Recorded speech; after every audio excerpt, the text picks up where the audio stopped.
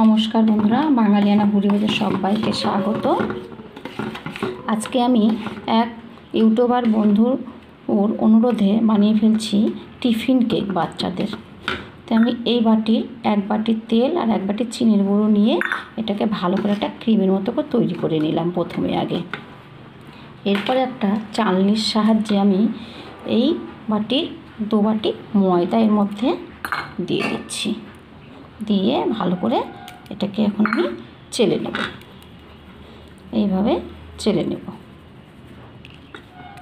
দেখুন, চাললে এরকম একটা গুঁড়ি গুঁড়ি বের হয়ে যাবে। এটা কেকের মধ্যে পড়লে ভালো হবে না, তাই এটাকে চেলে নিতে হয় ভালো করে। এবারে আমি দিয়ে দিচ্ছি এর মধ্যে বেকিং পাউডার 1/2 চামচ এবং বেকিং সোডা 1/2 চামচ। এইভাবে মিশিয়ে নেব ভালো করে, সবগুলো উপকরণ এইভাবে একসঙ্গে মিশিয়ে নিচ্ছি। আর কিছুটা একটু কালারিংয়ের জন্য, যাতে চকলেটের মতো লাগে, তার জন্য আমি একটু চকোসের মধ্যে গুঁড়িয়ে নেব। ভালো করে পেস্ট করে নিচ্ছি। খুব সুন্দর একটা পাউডারের মতো তৈরি হয়ে গেছে।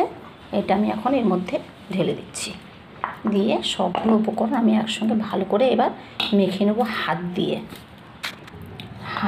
এইভাবে ভালো করে চটকে চটকে অল্প অল্প দুধ দিয়ে আমি এটাকে বেশ একটা ব্যাটার তৈরি করে নেব সুন্দর।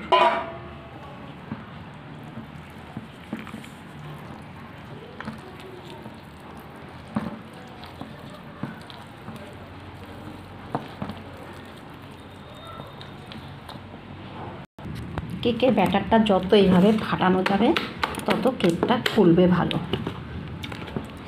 এটা স্বাদ বাড়ানোর জন্য আমি একটু এখানে ভ্যানিলা ফ্লেভারটা দিয়ে দেবো। বেশ কয়েক ফোঁটা আমি এখানে দিয়ে দেবো, যাতে সেন্টটা ভালো হয় কেকের। আর আরেকটু যাতে ভালো করে ফোলে তার জন্য আমি দিয়ে দিচ্ছি 1 প্যাকেট ইনো। এটা দিয়ে আমি আবার কিছুক্ষণ মেখে আমি এটাকে 10 মিনিট রেস্টে রেখে দিচ্ছি।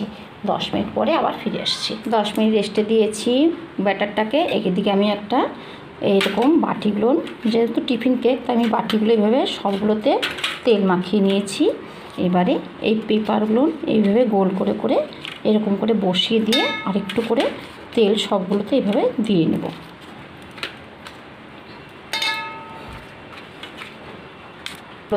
সবগুলোতে তেল মাখিয়ে নিয়েছি। এবারে এই একটু করে ব্যাটার এর মধ্যে দেবো, গোটাটা না, হাফ হাফ করে আমি সবগুলো বাটিতে ব্যাটার দিয়ে দিচ্ছি। আপনারা যদি বাটার পেপার না পান, খবরের কাগজ হোক বা বাচ্চাদের যে খাতা শেষ হয়ে গেলে যে খাতাটা বাড়িতে পড়ে থাকে সেগুলো দিয়েও কিন্তু এইভাবে কাটিং করে আপনারা বাড়িতে তৈরি করে নিতে পারবেন। এইভাবে আমি সবগুলো দিয়ে এর মধ্যে হাফ হাফ করে দিচ্ছি। কিন্তু সবগুলোর মধ্যে ভরা হয়ে গেছে হাফ হাফ করে। এবারে এটাকে আমি এইভাবে ঠেসে ঠেসে বসিয়ে দেবো ভালো করে, হাওয়াটা যাতে ভেতর থেকে বেরিয়ে একদম ভালো করে বসে যায়। এরকম আবার সবগুলোই এরকম ঠেসে ঠেসে নিচ্ছি। এটা আমার রেডি হয়ে গেছে। এবার আমি এটাকে বেক করতে বসিয়ে দেবো। এদিকে দেখুন, আমি একটি স্টিলের গামলা নিয়েছি, এর মধ্যে কিছু বালি দিয়েছি।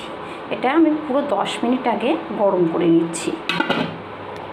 এটা গরম হয়ে গেছে। এর মধ্যে আমি এরকম একটা স্ট্যান্ড রিং বসিয়ে দিচ্ছি।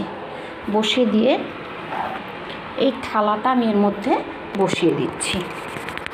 এইভাবে সুন্দর করে সাজিয়ে দিচ্ছি।